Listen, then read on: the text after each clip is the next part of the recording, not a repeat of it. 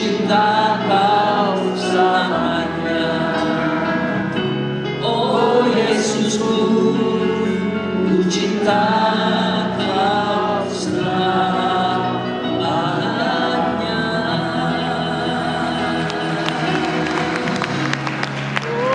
Terima kasih Tuhan, bagimu hormat, bagimu pujian.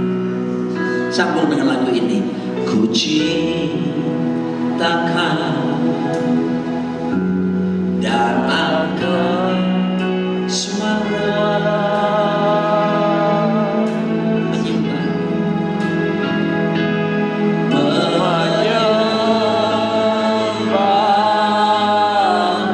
jiwaku bersuka, jiwaku bersuka. Kau dengar, dan Kau dengar, semoga berkenan, semoga berkenan. Bagaikan musik, bagaikan musik merdu dan nyaman, merdu dan nyaman. Ku cinta, ku cinta Kau dan angkat suara, dan angkat suara menyembahmu, menyembah. Jiwaku bersuka, jiwaku, haleluya, bersuka.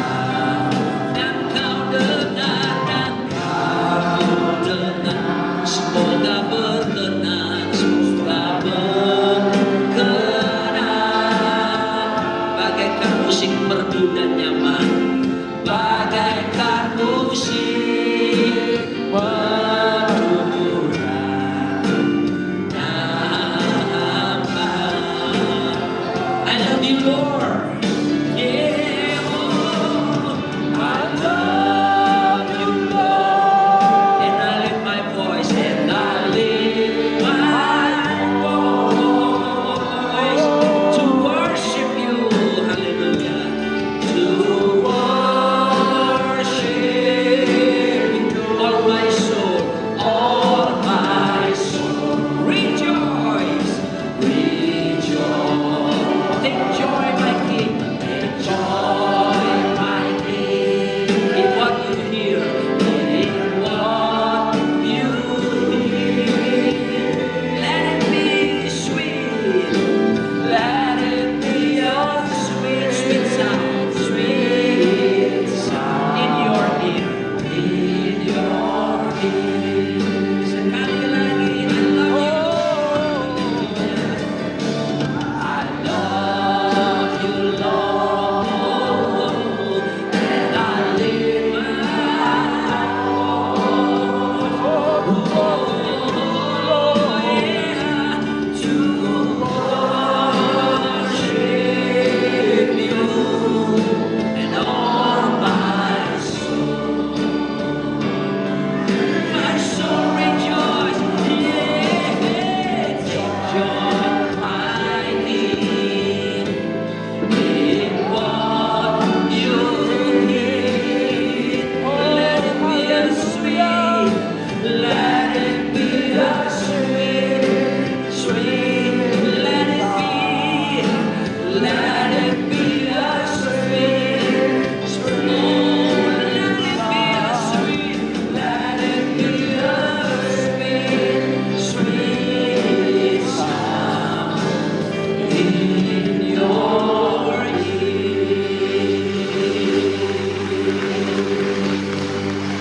Praise the Lord, haleluya. Terima kasih Tuhan. Biarlah setiap nyanyian, pujian, penyembahan kami ucapkan majamu, dan jadilah kehendak kota setiap kami di bumi ini seperti di sorga. Nyatakan dirimu lewat firman-Mu, karena firman-Mu itu ya dan amin. Kami siap mendengarkannya dalam nama di atas segala nama, Raja di atas segala raja, Tuhan kami Yesus Kristus. Katakan bersama-sama, amin.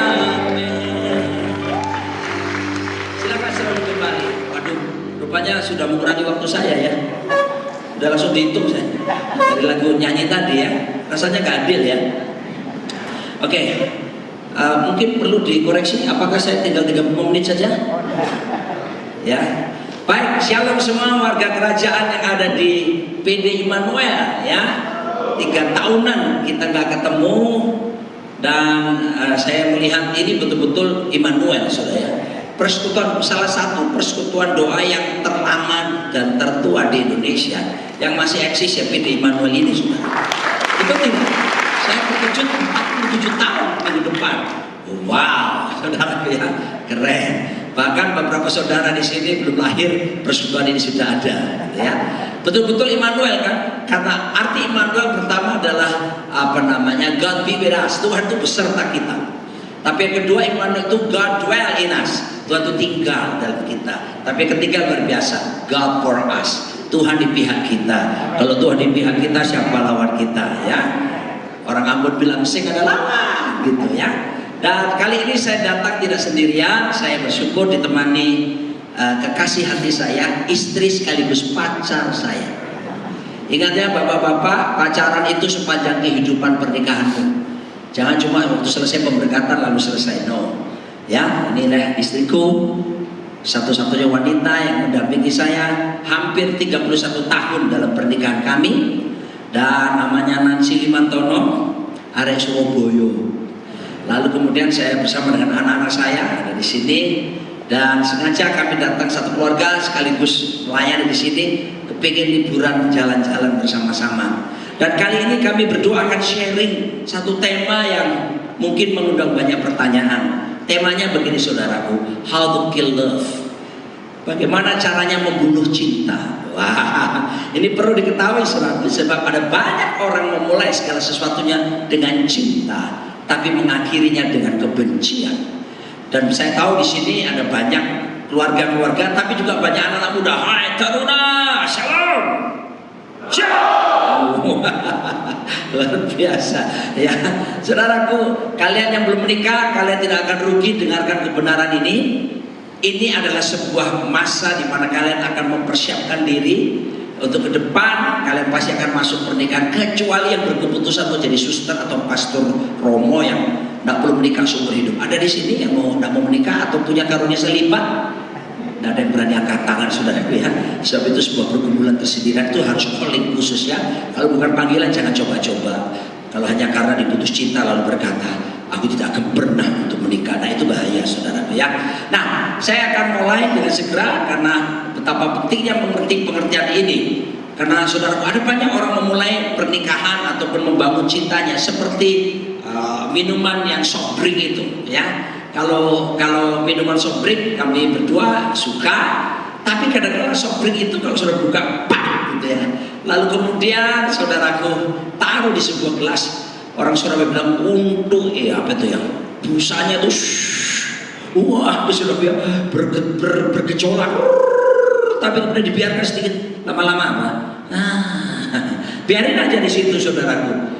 Ya kira-kira berapa jam kemudian saudara tidak akan pernah menemukan kesegaran dalam minum soft drink apapun.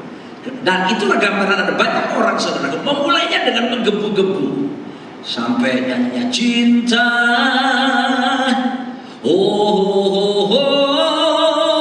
cinta.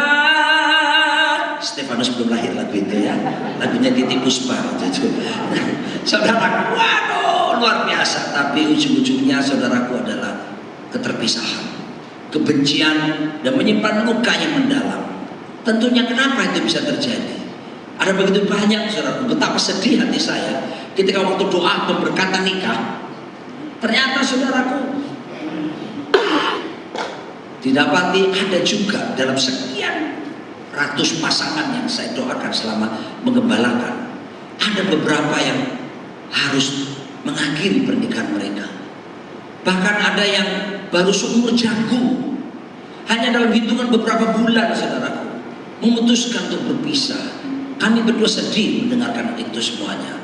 Kenapa seperti itu? Kami menemukan sebuah fakta.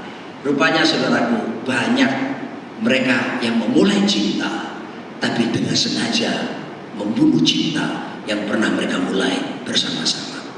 Kami akan gantian, dan sekarang saya serahkan istri saya yang akan lebih banyak bicara karena belum pernah bicara di Immanuel. Oke, selamat malam, shalom semuanya. Oke, saya mulai dengan beberapa pertanyaan. Kita mundur dulu pada zaman-zaman kita pacaran, supaya kita mengingat-ingat betapa kita tuh waktu awal-awal pacaran menyala-nyala gitu ya. Dulu kan ada lagunya, kalau aku makan ingat kamu, kalau aku tidur ingat kamu. Tidur maka nggak mungkin ingat ya. Nah, semuanya ingat, tapi sekarang kita lihat. Tolong PowerPoint-nya di next kan. Kita jawab bersama-sama dari dalam hati atau mungkin sepasang-sepasang pada beberapa pertanyaan saya ini. Bagaimana sih waktu suamimu dulu menyatakan cinta? Oke, ayo dievaluasi. Saya masih ingat sekali Bapak Ibu ya, pada waktu dia menyatakan cinta ke saya itu, dia itu ngapel. Kalau zaman dulu kan ada orang ngapel ya, zaman sekarang anak-anak sudah jarang istilahnya ngapel. Dia ngapel ke rumah saya, terus kemudian, nah dia bilang gini, bisa ya aku minta selembar kertas gitu. Nah saya pikir karena selembar kertas ya saya ambilin HVS yang gede dong. Setelah saya ambilin HVS, saya ambilin ballpoint, dia tulis kecil di situ, tulisannya seperti ini. Saya masih ingat benar, Nancy, aku mencintaimu. Apakah kamu mau menjadi pendampingku yang setia?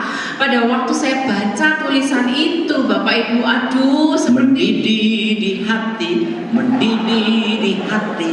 Gitu. Saya benar-benar gemetar, panas dingin badan saya, karena memang kalau saya latar belakangnya, saya dulunya pemalu, Bapak Ibu. Jujur kata, saya setelah menikah baru saya ngaku ke dia bahwa aku tuh seharusnya lebih suka duluan ke kamu, tapi karena aku malu ya, jadi saya nggak ngomong.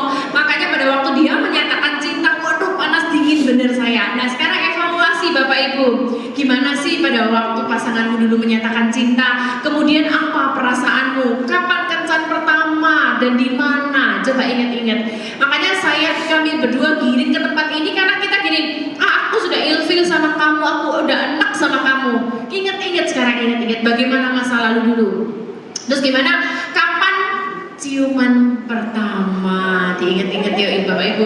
Saya masih ingat nih, ciuman pertamanya dia mencuri ciuman kepada saya, Bapak Ibu. Cium di pipi loh ya, cium di pipi. Waktu itu saya ingat saya masih UTS, ujian tengah semester, saya kuliah ekonomi di Petra Surabaya.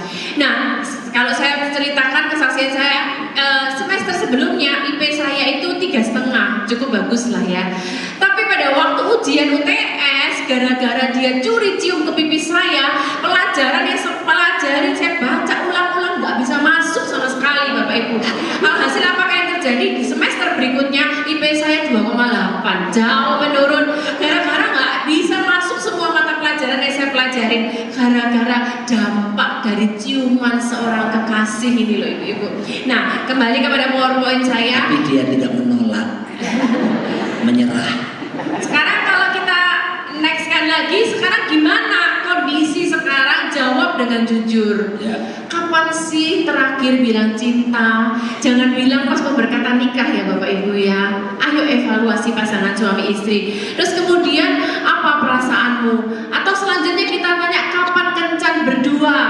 Yang sengaja kencan berdua di luar anak-anak, di luar pekerjaan dan semuanya. Terus apakah yang terjadi kalau kita habis marah-marah? Kalau suami pergi ada rasa kangen nggak sih? Coba pertanyaan-pertanyaan ini dijawab masing-masing di rumah. Next kan lagi, karena waktu yang dibatasin ya. Sekarang ada apa sih dengan cinta? Iya Pak, kalau dulu saya begitu dicium, begitu pegangan tangan, kelingking ketemu kelingking aja sudah bergetar kayak setrum yang luar biasa. Tapi sekarang udah digosok-gosok, saya bahkan ilfil sama pasangan saya. Nah sekarang pertanyaannya, ada apa sih dengan cinta? Saya tidak kelihatan ya. Nah, cinta nggak bisa dibeli dengan kekayaan, tetapi selalu bisa diupayakan. Amin. Jadi kalau sekarang malam ini kita bilang aku tidak ada rasa lagi, tetap bisa diupayakan Bapak Ibu. Nanti kami akan tutup dengan satu ayat yang benar-benar untuk solusi buat setiap kita. Cinta itu datangnya tak diduga, perginya tak dikira, tapi selalu dapat dipertahankan. Ayo Bapak Ibu. Jadi waktu awal-awal itu kami dijodoh-jodohin sama teman-teman pelayanan. Pak Roni dijodohin, itu Loron sama Nancy Loron, dia itu menganggap saya anak kecil Bapak Ibu, karena kami itu selisih usianya beda 8 tahun. Jadi kalau teman-teman jodoh-jodohin bilang, oh Sekia itu anak kecil, terus godain saya Bapak Ibu, mana ada coba? Kalau orang lain itu pacaran kan, godain itu kan godainnya yang romantis-romantis, diajak ke tempat yang romantis. Dia enggak Bapak Ibu, karena dia nganggap anak saya anak kecil. Kalau godain saya, ngerayu saya gini Bapak Ibu, ada kodok, rokodok, Bapak Ibu tahu lagu itu zaman itu kan, di pinggir kali rokodok. Karena dia nganggap saya anak kecil Bapak Ibu.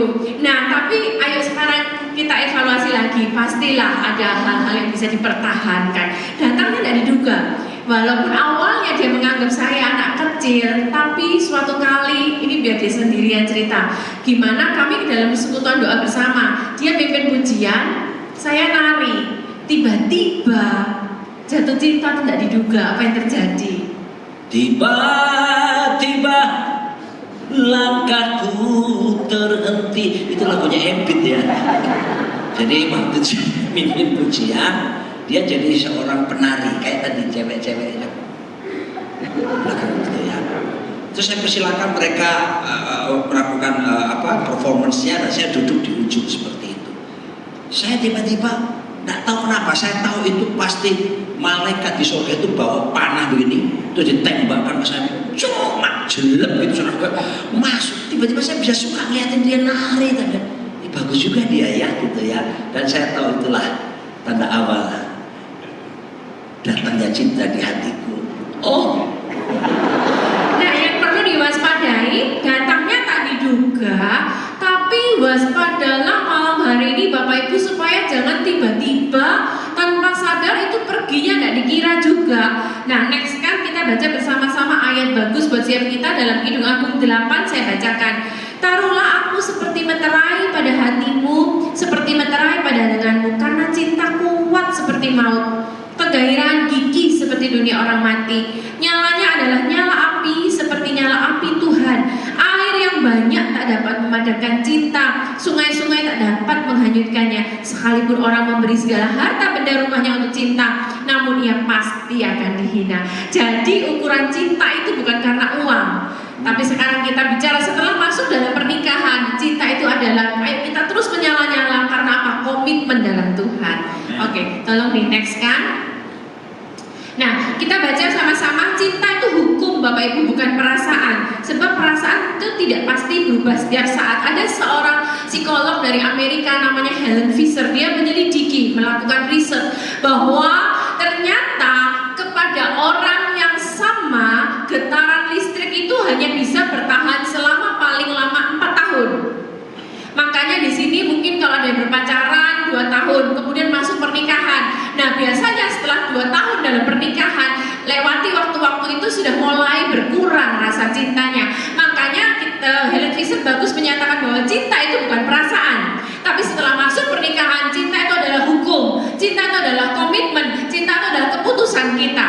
Oke. Dan itu dikeluarkannya hormon dopamin. Setiap kali 6 detik, saudaraku, terjadi perubahan dalam tubuh kita. Jadi kerenyang-kerenyangnya itu karena kerja hormon dopamin, ya. Jadi harus kita mengerti dopaminnya bisa habis cara kerjanya, tapi cinta nggak boleh berhenti karena dipengaruhi hanya karena hormon dopamin. Harus ada diupayakan setiap hari. Oke, next kan.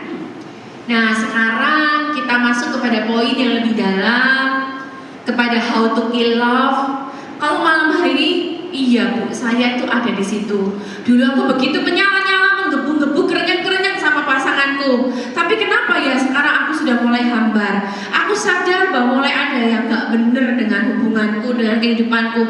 Tapi dari mana aku memulai untuk memperbaikinya? Dengan cara apa ya? Oke, tolong di next kan. Ya, inilah firman Tuhan berkata, dengan hikmat rumah didirikan, dengan kepandaian itu ditegakkan, dan dengan pengertian kamar-kamar diisi dengan bermacam-macam harta benda yang berharga dan menarik. Perhatikan, ayat ini mengajarkan kita bahwa ternyata untuk rahasia keberhasilan sebuah rumah tangga dalam kelanggengan hubungan komitmen, ternyata tidak ada satupun kata cinta di situ. Perhatikan, tidak ada kata cinta. Saudaraku, justru Alkitab mengajarkan ada 3 kata penting di situ. Pertama, wisdom, yaitu hikmat. Kedua, understanding, ya, pengertian. Baru ketiga, knowledge atau pengetahuan atau kepandaian. Jadi ada urutannya. Saya akan mulai. Tolong anak-anak muda perhatikan ini ya, supaya ini kalian mengerti bahwa seringkali jangan cuma bermain di perasaanmu, tapi kamu harus menggunakan juga logika berpikirmu, ya, mulai cari pengetahuan tentang kebenaran, karena Yesus berkata barang siapa mengetahui kebenaran, kebenaran akan memerdekakannya. Ada 3 kata penting yang akan menjadi rahasia sukses buat masa depanmu dan terlebih lagi buat rumah tanggamu. Yang pertama, saudaraku, adalah pengetahuan dulu. Ya, nah, tidak ada kata cinta loh di situ. Aneh kan saudaraku, semua orang coba lihat lagu-lagu dunia yang dibangun, drama-drama Korea itu sudah memulainya dibangun. Tapi sudah lihat kenapa terjadi perpecahan yang luar biasa, karena mulai membangunnya tidak seperti yang firman Tuhan ajarkan. Mulailah membangun dengan satu langkah yang disebut pengetahuan. Apa itu pengetahuan? Pengetahuan adalah segala informasi yang kita dapatkan. Semua informasi kita boleh dapatkan itu disebut pengetahuan. Tapi perhatikan, the best information in our life is the word of God. Informasi yang terbaik, pengetahuan yang terbaik, harus ingat baik-baik orang muda sampai orang tua, adalah firman Tuhan. Anda harus punya komitmen yang kuat membaca Alkitab, merenungkannya. Success is predictable. Sukses dapat diduga. Yosua 1 ayat 8 berkata, kalau kamu membaca, merenungkan firman Tuhan, kitab Taurat ini, maka kamu akan bertindak hati-hati, berhasil, malahan beruntung. Bukankah berhasil, beruntung, bertindak hati-hati itu sukses? Jawabannya apa? Karena membaca, merenungkan firman Tuhan. Anak-anak muda siapapun kita, mulailah penuhi pikiranmu dengan firman Tuhan. Itu sumber pengetahuan yang terbaik yang bisa kamu dapatkan. Yesus berkata, langit bumi akan berlalu, but my word shall not pass away. Tidak akan mungkin berlalu perkataanku. Ingat ya, jadi start from the knowledge. Mulai dari apa yang disebut pengetahuan. Nah, dan didapatkan karena firman Tuhan. Sesudah itu apa? Maka firman itu harus direnungkan siang malam. Jangan cuma mikirin pacar, jangan cuma mikirin utang, pikirkan, renungkan firman. Karena firman itu menjamin ada hasilnya kalau kamu renungkan siang malam. Ketika kita renungkan firman, maka yang terjadi kita akan menjadi apa? Ngerti, paham. Maka kita masuk langkah berikutnya namanya understanding, pengertian. Dimulai dari pengetahuan firman, direnungkan siang malam, dipikirkan firmannya, lalu kemudian berubah menjadi pengertian. Nah, kalau sudah sampai di langkah kedua, pengertian, jangan berhenti di situ. Nanti kita jadi ahli Taurat, orang Farisi, ya cuma tahu firman tapi tidak pernah mempraktekannya. Ya, seperti di Malang ada istilah gajah dibelakoni, iso khotbah ora iso nglakoni. Mari saya katakan saudara, kalau sudah sampai kepada pengertian, saatnya saudara praktekkan setiap kebenaran yang telah kita ketahui dan kita ngerti. Waktu kita praktekkan itu, jadilah langkah ketiga yang disebut wisdom, hikmat. Jadi hikmat adalah pengetahuan yang dimengerti lalu kemudian dipraktekkan dalam kehidupannya. Inilah kunci sukses bagaimana rumah tangga itu bisa dibangun secara luar biasa. Saya suka sekali kata keluarga. Di dalam bahasa Indonesia kata keluarga ada apa? Rumah tangga. Rumah tangga. Katakan bersama saya, rumah tangga. Perhatikan ini. Atmosfer rumahmu menentukan tangga kehidupanmu. Kalau atmosfer rumahmu surga, dipenuhi dengan kebenaran, tangga kehidupanmu pasti akan menaik. Tapi kalau atmosfer rumahmu nggak ada firman di situ, cuma pengertian saudara sendiri, logika berpikirmu, tidak diizinkan firman berkuasa, tangga kehidupanmu pasti akan menurun. So success is predictable, but also failure is also predictable. Kegagalan pun dapat diduga kecuali Anda berkomitmen sekarang. Saya akan menambahkan sedikit. Tadi istri saya menyinggung tentang pentingnya komitmen. Di dalam bahasa Inggris, kata perjanjian itu ada 3 level. Pertama disebut promise, janji biasa. Saya berjanji dengan pihak pengurus di tempat Dan saya ucapkan terima kasih untuk undangannya ke sini. Kalau seandainya apa-apa, saudaraku ya, katakanlah saya lagi tadi mau ke sini tiba-tiba mules, lalu kemudian saya harus ke toilet 20 kali, saudaraku. Saya akan telepon Pak Nathan, saya berkata, sorry brother, aku nggak bisa mengisi pelayanan di PD Immanuel. Pasti Pak Nathan akan berkata, oh oke, kalau gitu segera ke dokter. Nggak mungkin dia berkata, hei hamba Tuhan, di mana imanmu? Sudah diundang jauh-jauh dari Jakarta, kok seperti itu? Enggak kan? Jadi promise, janji bisa dibatalkan kalau ada alasan. Tapi yang kedua lebih tinggi namanya komitmen. Komitmen itu sudah sifatnya sumpah. Waktu saya janji nikah dengan istri saya 31 tahun yang lalu, disitulah saya dengan dia buat sumpah, saudaraku, aku berjanji mengasihi kamu dalam keadaan suka duka, kaya miskin, sehat sakit, berjanji. Itu namanya komitmen. Itu sifatnya sumpah.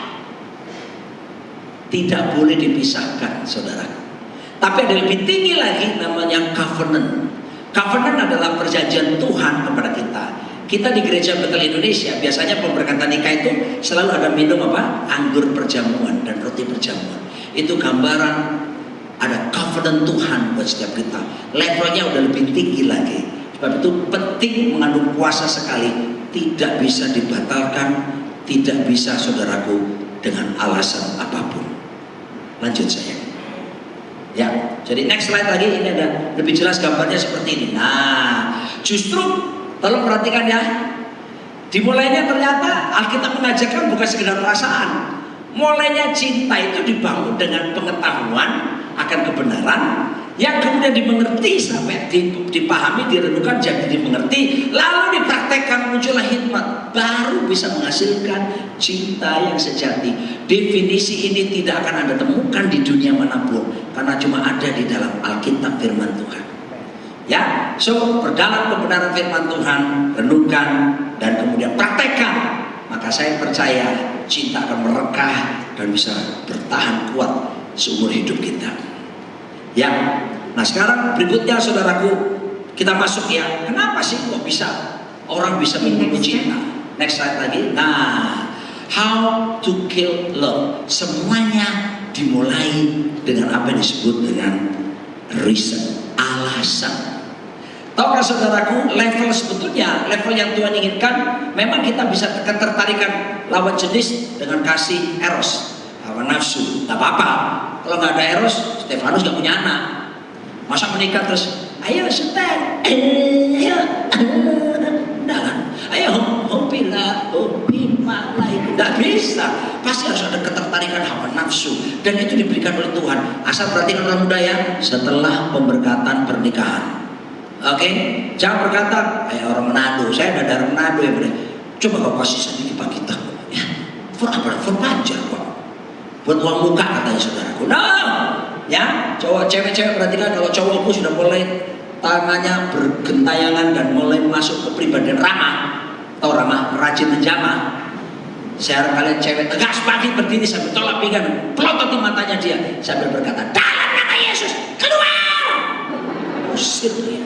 Selamatlah kau dan masa depan saudara. Ya, jadi mulai dengan apa saudaraku? Dimulai dengan apa yang disebut dengan reason, ya. True love has no reason. Cinta sejati nggak pakai alasan. Itu agape. Seperti kasih Kristus kepada kita tanpa alasan. Dia mencintai kita, Yesus tanpa syarat, saudara. Janji memang bersyarat, tapi kalau Tuhan menyatakan cintanya tanpa syarat buat setiap kita. Ya, demikian Tuhan ingin suami istri ataupun kita, saudaraku yang sedang belajar mempraktekannya. Mari kita lihat, saudaraku dikasih Tuhan, kita nggak bisa membatalkan seharusnya, tapi cinta bisa dibunuh dimulai dengan apa yang disebut reason. Next slide.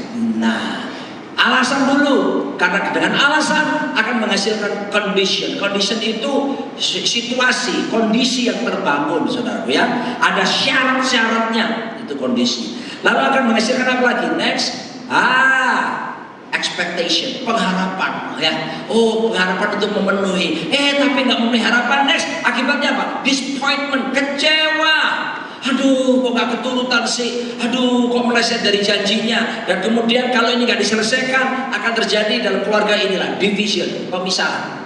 Ya, suami tidur di sofa, istri tidur di ranjang. Atau kalau punya apartemen yang sifatnya cuma studio, istri di ranjang, suaminya di toilet. Enggak ini. Saudara bisa lihat itu, ya pemisahan. Tidurnya satu ranjang, but there is no love at there anymore. Tidak ada cinta lagi di situ. Yang tidak ada di Semarang, ini paling banyak di Kutub Utara, bagian pedalaman, yang diam dalam gua-gua, tepi jurang 500 meter, perempatan jalan gang buntu.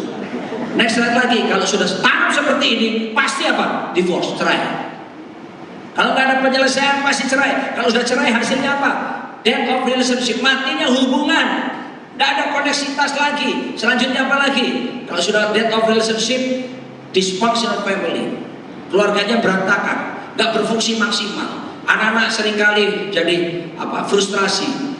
Prestasi belajarnya menurun, prestasi kerja akan menurun. Terus social decay, kerusakan sosial. Ya, anak-anak bisa narkoba, seks bebas, yang terlibat LGBT, saudara. Banyak kejadian-kejadian seperti itu karena suasana rumahnya hancur. Dan terakhirnya community destruction, hancurnya komunitas. Dan ini kalau diteruskan, the church will be weak. Gereja akan menjadi lemah. Karena gereja menjadi kuat dimulai dari keluarga-keluarga yang kuat. Next slide. Oke, kemudian kita akan melihat waspada, justru hal-hal yang besar itu, kejatuhan dimulai justru dari hal-hal yang kecil. Saya minta bawa waktu sedikit nanti ya. Suatu kali tahun 1983 ada pesawat Korean Airlines terbang dari New York JFK menuju ke Korea. Waktu itu belum ada Incheon, tapi masih namanya Gimpo. Nah, itu pilotnya tidak memenuhi standar peraturan. Pada waktu itu belum ada GPS, tapi masih titik koordinat. Dia transit dulu di Anchorage, Alaska, masih oke. Kemudian ganti pilotnya menuju ke Gimpo. Apakah yang terjadi? Pilot ini melanggar ketentuan hanya 1 derajat saja. Tapi apakah yang terjadi? Karena 1 derajat, kemudian terjadi berapa belas jam kemudian, ternyata pesawat ini ada di zona militer Uni Soviet. Disangka oleh Uni Soviet ini pesawat mata-mata, kemudian dibom, ditembak, dan semua penumpang dan krunya mati semua. 240 penumpang dan 30 kru, 270. Iya. Nah, apa sih yang ingin saya sampaikan? Di tempat kami itu ada seorang pilot, Bapak Ibu ya, dari SQ tadinya. Dia bilang ternyata dalam penerbangan itu ada istilahnya Rule 160. Apa sih Rule 160 itu? Sesuatu kalau mulai menyimpang kecil aja dari awal, setelah melewati 60 miles, maka apa yang terjadi? Maka penyimpangannya itu akan menjadi 1 miles. Kalau ini kita belajar matematika ya Bapak Ibu ya. Kalau mulai awal sudah menyimpang perlahan kecil aja, dan iblis itu membuat penyimpangan itu cuma sekecil-kecilnya. Nggak apa-apa lah, nggak ada orang tahu lah, aku tahu batasannya lah. Nah itu kalau 60 miles maka akan menyimpang 1 miles. Dimana 1 menit itu 8,5 miles. Dimana 1 miles adalah 1,8 kilo, maka menyimpang semakin jauh. Maka yuk suami istri, keluarga-keluarga, malam hari ini kita evaluasi apakah kita ada di next. Kita baca Kidung Agung tadi. Di sini dikatakan, tangkaplah bagi kami rubah-rubah itu, rubah-rubah yang kecil, penyimpangan yang kecil. Nggak mungkin Bapak Ibu hari ini oke-oke aja rumah tangga, tiba-tiba besoknya langsung selingkuh sama tetangga, selingkuh sama teman kantor. Kagak mungkin kan? Makanya firman Tuhan berkata, waspada itu sama hal-hal yang kecil yang merusak kebun anggur. Dan di sini tekankan lagi, kebun anggur kami yang sedang berbunga, kebun anggurnya lagi berbunga-bunganya, lagi mekar-mekarnya, lagi berbuah, yang sungguh luar biasa, yang hangat. Tapi ada rubah kecil. Waspada Bapak Ibu. Next kan, kita belajar hal yang pertama yang seringkali tidak disadari oleh keluarga itu apa sih? Pengabaian, sibuk dengan urusan atau kesenangan-kesenangan pribadi. Nah, perhatikan Bapak Ibu ya, siapapun juga itu, atau hal apapun juga itu, kalau kita evaluasi sudah mulai perlahan menarik kita dari pasangan kita, segeralah berbalik. Sebelum kita nanti seperti pesawat tadi dibom oleh dari Uni Soviet itu tadi. Jadi ingat sekarang apa? Mungkin hobi kita, pekerjaan kita, bahkan pelayanan kita, atau mungkin gadget, atau apapun juga yang mulai perlahan membuat kita mengabaikan pasangan kita, kembalilah kepada titik awal. Next, sekali lagi kita belajar adalah Ya. Kedua, hati-hati dengan ini, masalah yang tidak terselesaikan. Ya. Lalu kita berkata, cincai-cincailah. Hati-hati. Seringkali suami istri itu menjadikan damai semu dalam keluarganya. Ya, biarin dah. Ya, orangnya memang gitu. No. Kalau ini Anda biarkan, itu seperti luka borok yang nggak sembuh betul, kelihatan kering, tapi ketika kena benda yang keras atau tajam, dia akan berdarah kembali. Dan sebab itu belajar selesaikan masalah apapun. By the grace of God, kami sudah menikah hampir 31 tahun.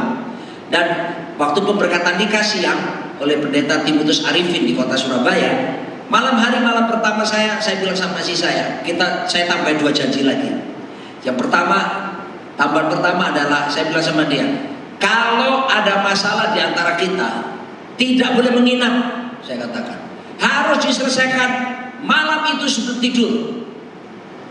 Wow, saudaraku, dan kami komitmen sampai hari ini. Pendeta juga manusia. Kadang-kala ada hal kita jengkel satu sama lain, saudaraku. Tapi kita selalu komitmen. Sebelum tidur malam hari, kita pemberesan. Kenapa, saudaraku? Karena yang berikutnya saya minta tambahan janji. Setiap hari kita bangun mesbah keluarga. Dan by the grace of God, sudah 31 tahun pernikahan, sampai tadi pagi pun kami tetap berdoa bersama, memulai hari menyembah dan membangun mesbah bersama-sama. Ini penting, jangan abaikan persoalan, harus selesaikan. Ya, karena Alkitab berkata, banyak orang suka mengutip Yakobus 5 ayat 16. Doa orang benar yang bila dengan yakin didoakan sangat besar kuasanya. Mereka lupa bahwa di atasnya ayat 16 berkata, hendaklah kamu saling mengaku dosamu dan saling mendoakan supaya kamu sembuh. Nah, harus saling terbuka, mengakui kesalahan, jangan pernah gengsi-gengsi untuk minta maaf kepada pasangan kita. Jadi jangan lupa ya Bapak Ibu, yang pertama pengabaian, yang kedua pembiaran. Mungkin juga kita berkata, percuma lah aku ngomong sama kamu, kamu selalu benar, capek aku cincai-cincailah. Nah, awas dengan damai semu. Kemudian next kan yang ketiga adalah kita bicara tentang pembandingan, pengabaian, pembiaran, pembandingan. Nah, di titik sini kalau masalah nggak terselesaikan, iblis mulai membuat kita tuh yang sono tuh lebih cakep, tuh yang sono tuh lebih tajir, lebih cool, kagak bawel, kagak pelit, kagak cerewet, kagak semuanya. Nah, kalau sampai kita di titik pembandingan, waspada Bapak Ibu, karena tanpa sadar kita sudah mulai menjauh. Next kan lagi, dan yang terakhir ini kami bikin kemas dalam tahap yang simple ya. Kemudian adalah pada tahap ini awas loh, jangan buka celah. Karena apa? Setelah selesai membandingkan, semakin jauh kalau nggak segera berbalik. Yaitu apa sih? Mulai menirik diri dari interaksi dengan pasangan. Kemudian sudah mulai nggak komunikasi. Efesus 4 ayat yang ke-26-27 berkata, kalau kamu ada masalah harus segera diselesaikan sebelum matahari terbenam. Karena apa Bapak Ibu? Di dalam ayat yang ke-27 dikatakan, kalau enggak, iblis ambil kesempatan. Efesus 4 ayat 27. Nanti Bapak Ibu baca sendiri di rumah. Nah, ini sudah semakin menjauh Bapak Ibu. Nah, perlahan ada orang lain yang lebih menarik. Iblis itu selalu memberikan masukan-masukan lewat pikiran kita. Oh, yang sana lebih baik, yang sana lebih. Rumput tetangga lebih hijau. Oke, next kan lagi. Nah, Yakobus 1 ayat yang ke-14. Mari kita baca bersama-sama ayat ini. 1, 2, 3. Tetapi tiap-tiap orang dicobai oleh keinginannya sendiri, karena ia diseret dan dipikat olehnya. Jadi waspada malam hari ini, karena di sini dikatakan tiap orang waspada sama keinginannya masing-masing. Berarti waspada karena keinginannya Pak Roni berbeda dengan keinginan saya. Tiap orang punya titik kelemahan, tiap orang punya titik sensitif. Jadi waspadalah. Yang selanjutnya sebelum 2 halaman terakhir, next kan lagi. Dalam Amsal 11 ayat yang ke-29a, saya pikir ini kita perlu baca bersama-sama dengan suara keras. 1, 2, 3. Siapa yang mengacaukan rumah tangganya akan menangkap angin. Kalau boleh Bapak yang baju putih Pak Terus Taufik. Pak Taufik boleh berdiri Pak di tempat. Pak Fauzi. Sorry. Boleh berdiri. Pak Fauzi. tolong Bapak dengan tangannya Bapak dan penuh sigap, penuh semangat, tangkaplah angin sebanyak-banyaknya Pak. Bapak dapat apa? Oh mungkin Bapak kurang keras kali Pak. Yang semangat kali Pak. Bersama-sama dapat. Bapak dapat apa? Makasih Pak. Nah perhatikan Bapak Ibu.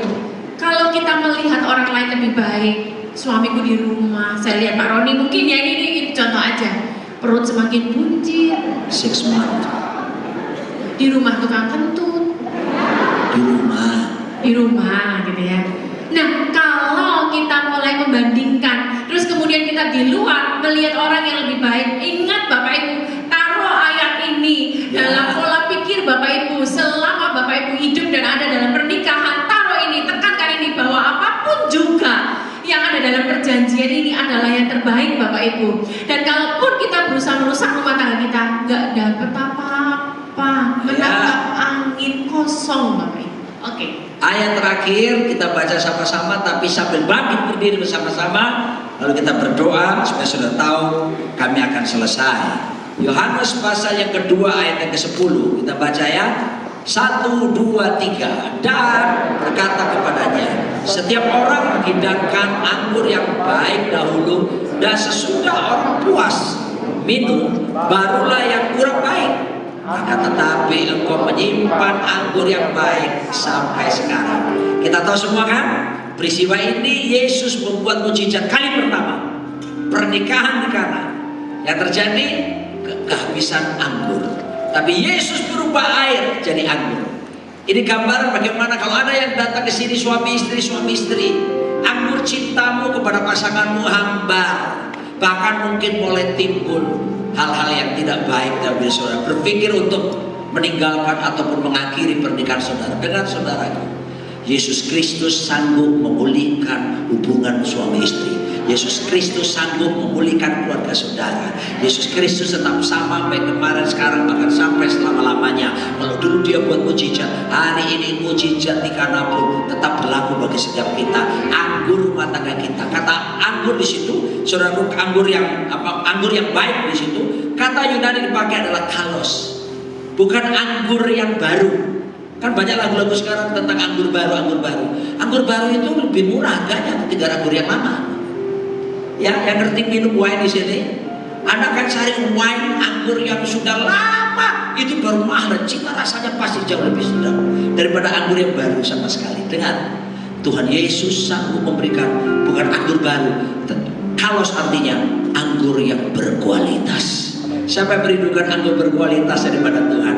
Termasuk kita yang belum menikah. Mungkin ada kita rasa, aduh dulu aku menyala-nyala ya sama Tuhan, sekarang gue biasa-biasa. Saya banyak temukan orang-orang memulai waktu lahir baru penuh Roh Kudus, otot kawat balu besi keringat metam jahit, semangat ke gereja, semangat pelayanan. Berlalunya waktu ketemu masalah apa semua, mulai sudah suam-suam. Saya beritahu hari ini, cinta yang membara, anggur yang berkualitas siap dicurahkan oleh Tuhan di tengah-tengah kita. Siapa percaya itu saudara dikasih Tuhan malam hari ini? Isi saya akan lanjutkan dengan gunakan perspektif baru, perspektif kerajaan Allah di dalam Kalau kehidupan mungkin Bapak Ibu sudah mulai merasa rumah tanggaku kok mulai dingin ya, merasa melihat dengan pola pikir yang aduh aku capek sama suami model kayak gini, nggak bisa Tuhan. Sekarang malam hari ini dengan anggur yang baik dari Tuhan, berarti untuk kita tuh dengan perspektif kacamata Tuhan. Saya pakai ilustrasi Bapak Ibu ya. Nah, saya hias nih. Jadi perspektifnya beda Bapak Ibu. Kalau sebelumnya saya melihat ini orang perut buncit, ini ilustrasi aja ya Bapak Ibu ya. Ini orang rambutnya putih, bawel, terus pelit, semuanya lah ya, katakanlah yang negatif. Tapi dengan minta anggur yang baik dari Tuhan, Tuhan memberikan saya pola pikir yang berbeda. Saya melihat dia orang suami yang luar biasa. Saya melihat dia suami yang bertanggung jawab. Kecil-kecil tapi dia komitmen dan konsisten. Ayo Bapak Ibu sekarang malam hari ini mintalah anggur yang kalos dari Tuhan, anggur yang baik. Sehingga Tuhan memberikan kepada kita perspektif dengan kasih Allah. Perspektifnya agape lagi. Sehingga kita melihat dengan penuh cinta. Tuhan Yesus memberkati. Menuhiku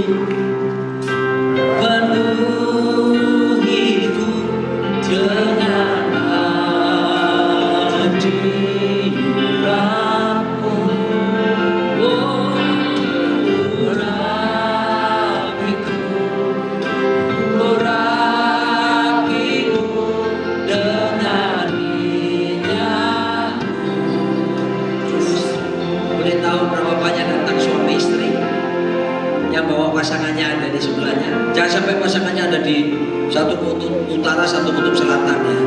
Ada bawa pasangannya? Yang bawa pasangan lambaikan tangan. Nah, saya ajak saudara rangkul pasangan saudara.